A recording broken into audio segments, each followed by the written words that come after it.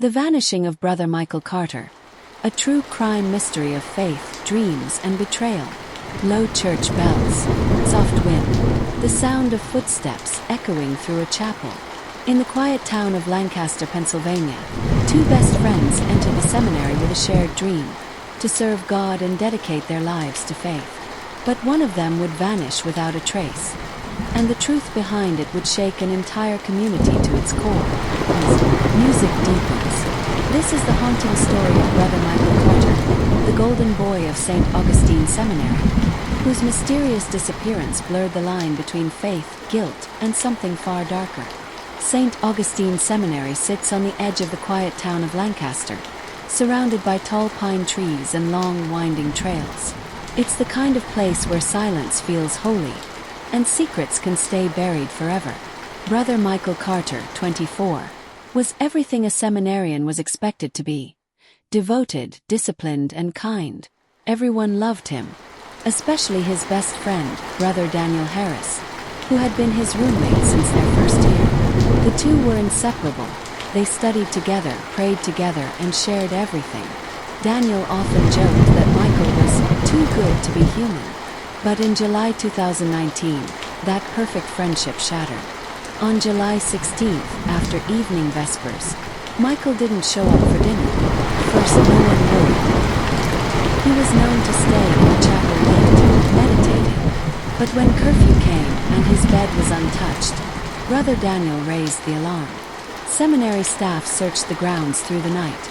The chapel, library, and surrounding woods. Nothing.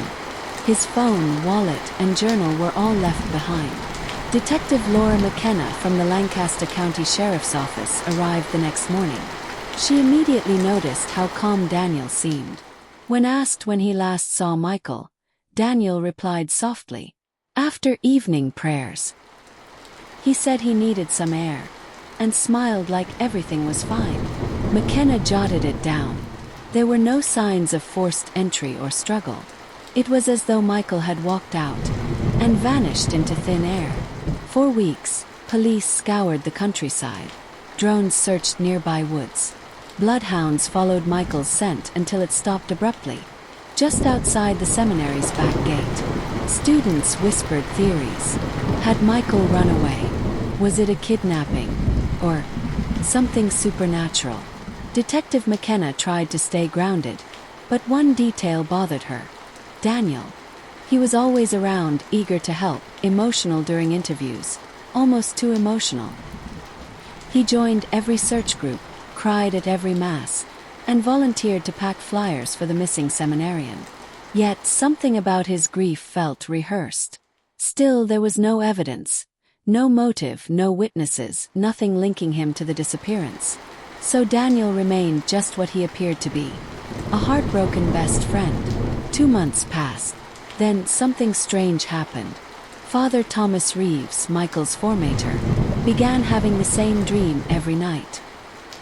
He saw Michael, barefoot, standing in the rain near the seminary's courtyard cross.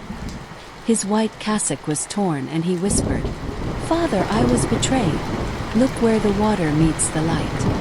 The priest tried to ignore it, until the dream began leaving physical traces.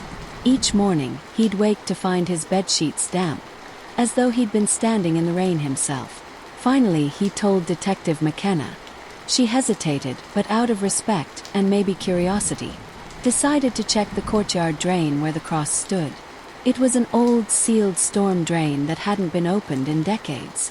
On a misty morning in September 2019, workers pried open the rusted drain cover. What they found made even the seasoned officers fall silent. There, lying in shallow, murky water, was a body, perfectly preserved. The cassock was still white. The rosary still wrapped around his wrist. It was Brother Michael Carter. The coroner was baffled, despite being missing for nearly 2 months. His body showed no decomposition, no animal damage, no odor of decay, almost as though he'd been asleep under the earth. Detective McKenna ordered a full forensic analysis. The case, once cold, suddenly burned with new questions. Investigators combed through security footage, but the cameras near the courtyard had mysteriously stopped working that night. No fingerprints, no signs of tampering, nothing. The seminary was in shock. Daniel broke down at the funeral mass, sobbing uncontrollably, clutching Michael's photo. Even Detective McKenna began to doubt her instincts. But then came the break. Weeks later, a maintenance worker cleaning out the seminary storage room found an old blood-stained shirt, hidden in a box marked Donations, Spring Drive. DNA tests confirmed it was Michael's blood. And on the inside cuff, Daniel's initials, hand-sewn. Still, McKenna didn't arrest him immediately. She wanted the truth, not just a confession, so she waited. On November 10th, she called Daniel in to help with some final details. He came in smiling, polite as always. But as she laid the shirt on the table, something in his face changed. His eyes went hollow. He whispered, "I never meant to hurt him. I just wanted him to stay." Through tears, he confessed everything. That night, they argued behind the chapel. Michael had just been chosen for a mission posting in Rome, a dream assignment Daniel had long prayed for. In anger, he shoved Michael, who hit his head on a pipe and collapsed. Panicked, Daniel dragged the body to the old storm drain and sealed it shut. Then he prayed for forgiveness every single day, hoping God would erase the evidence. But faith doesn't erase guilt. 2 days before Daniel's sentencing, something strange happened. During the final mass for Michael, witnesses claimed the chapel filled with soft, white light. 2 figures, radiant and still, appeared beside Michael's coffin. And then, in a single flash, the coffin was empty.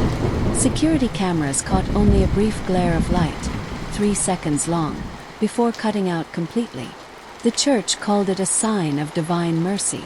Detective McKenna called it something she'll never forget. And as she walked out of that chapel, she murmured, "Maybe heaven wanted him back." Soft piano plays. Distant church bells echo. Was this a miracle? Or just a mystery beyond human reason? The disappearance and discovery of Brother Michael Carter remains one of the most chilling and inexplicable cases in Pennsylvania's history. If you believe some truths hide between faith and fear, subscribe to True Crime Uncovered. Join us next week as we uncover another American mystery, where darkness meets the divine.